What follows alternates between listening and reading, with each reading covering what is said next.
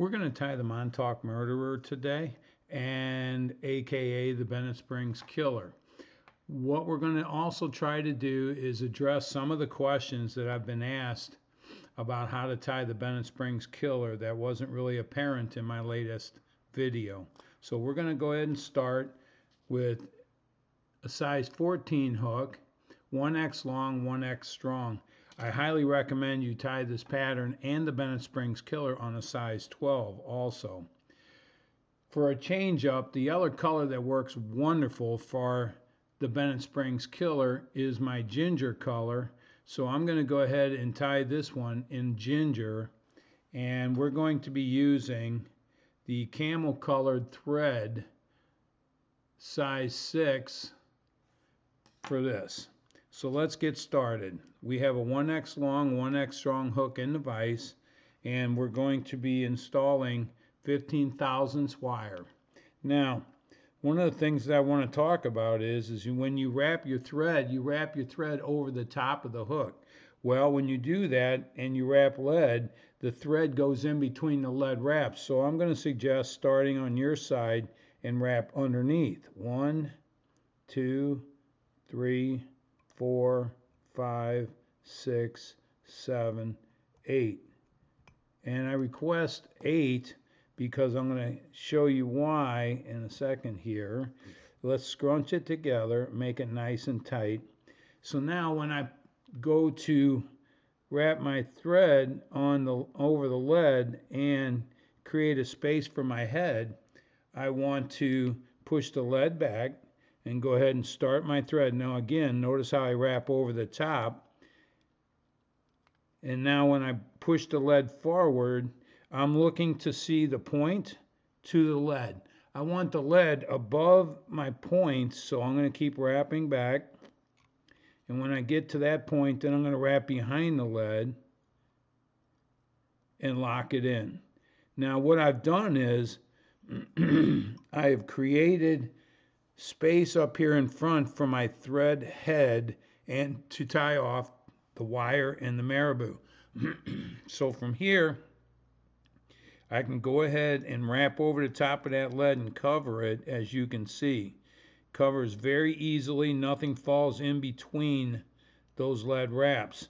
So now notice that what I've done is there's a kind of an edge here or a ledge, but I'm tapering down the back side. This is intent because what I want to do is I want to tie my Marabou off at the ledge, and I don't want to create a ledge on the back where my Marabou falls off and then separate. So we're going to go ahead and now wrap in our lead and our tag into that, or our wire, and the tag is going to be at the back side of that lead, and it's on the hook shank away from me so that I can counter wrap it later. I'm going to end where my barb is at, and now what I'm going to do is I'm going to take my Marabou, and what I'm looking for, and this is what you want to do when you go to buy your Marabou, is take it out of the package. Don't just buy the package, but take it out of the package and look for where the barbules end on the plume itself. So what I'm looking for is the barbules that come all the way out to the end, and that's going to allow me to have a great tail, but I'm also not having that skinny strong stuff. So I'm going to cut about a thumb width of Marabou off of that stem, and I'm going to kind of pinch it together. I'm not wrapping this into a rope, as you can see. So I've got some skinny points on the end. So what I'm doing is I'm going to measure from where the barbules stick out from the stem of that, the length of the shank. Now I'm going to pinch it, and what I'm going to do is I'm going to put it on my side, and I'm going to give one light wrap, a second light wrap, and it brings it right to the top. Don't worry about the length. We'll take care of that later on the tail. Wrap forward and let your thread hang. Use your pinky to cradle the thread. Now here's something that I really want to stress, and that is when you wrap your Marabou over this hook shank, you want to wrap it holding it to a 90 and not a 60 like that. You want to hold it straight up, because when you go to wrap your wire, you will not trap the marabou. So I'm going to hold it straight up, and I'm keeping it flat. I didn't twist it in a rope. And as I wrap, because I tapered that lead, it's just going to follow right along with it all the way to the front of that lead. I'm going to change, and I'm going to shorten up my thread. I'm going to unwrap, and I want my thread all the way back where that lead is at, right here, so that it doesn't draw that marabou forward. Switch hands, pinch, come straight up, and then straight down. One more. And now notice how it's right there at the front. And now I'm going to go ahead and wrap up and then back again. So use a pair of very sharp scissors and cut that marabou right off. And let's go ahead and cover that marabou up, because it is slippery and will pull out. So I've already started to create a nice tapered head. So now, before I do much more, I'm going to take a little Velcro tool, and I'm going to pull out that marabou that got trapped while wrapping. Be gentle with this. You don't have to go real hard. And as you can see, it's all coming nice and even all the way around. Don't forget the bottom of this fly. That's one of the things that makes this pattern so effective. It's what is sometimes referred to as a three-angled or three-dimensional fly, where it looks the same all the way around. Okay, so now that I've got it like that, I'm going to take my tail and get it out of the way. So I'm going to come to the front, and I'm going to take my thumbnail before I do it, and I'm going to be in front of my eye where I break it. Don't cut your tail. This is marabou. You want it uneven. So take a few at a time and break them off. Don't break them all at the same time. And now my tail is the right length.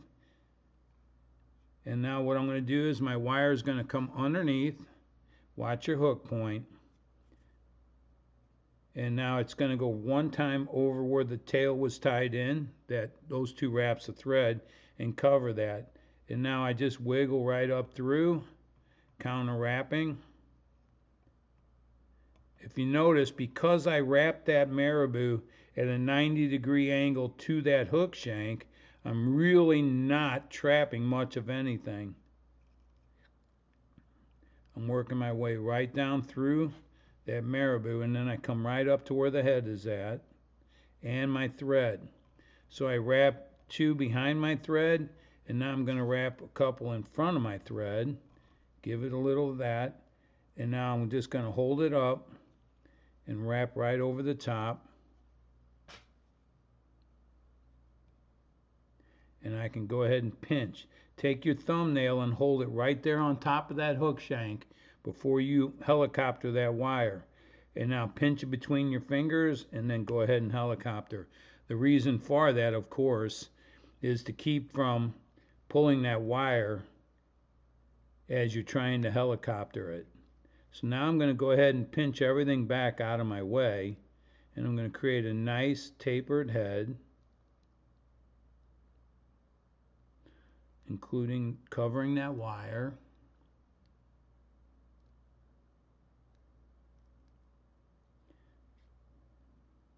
Okay, so now with that, I'm going to wrap down towards the eye. And now let's whip finish.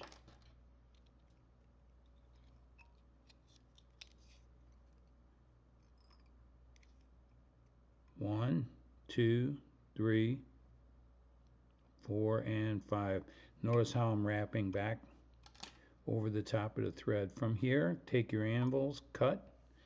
And now, before you do anything, one of the things that I like to do is take my thumbnail and kind of shield everything in the marabou like that. Okay? And I'm going to come this way. I'm going to pull all that marabou back. Now I'm going to take a big lighter and I'm going to quickly whisk, and that's all I want to do, and that'll get my fuzzies that might have gotten trapped inside my head. And let's just kind of comb everything back just a wee bit. Now notice, please, there's nothing trapped, and you can just start to see that fire red or fire orange wire, which is what I was using.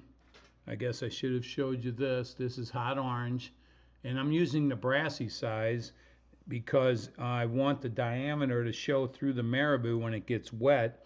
But if it was fine, it would just disappear, and if it was medium or large, it would overwhelm the look of the fly itself.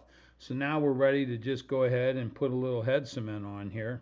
But those are the simple techniques for the Bennett Springs Killer and the Montauk Murderer that you can tie in for the Bennett Springs Killer, the olive brown, and the Montauk Murderer. Or you want a variation, which is this color here,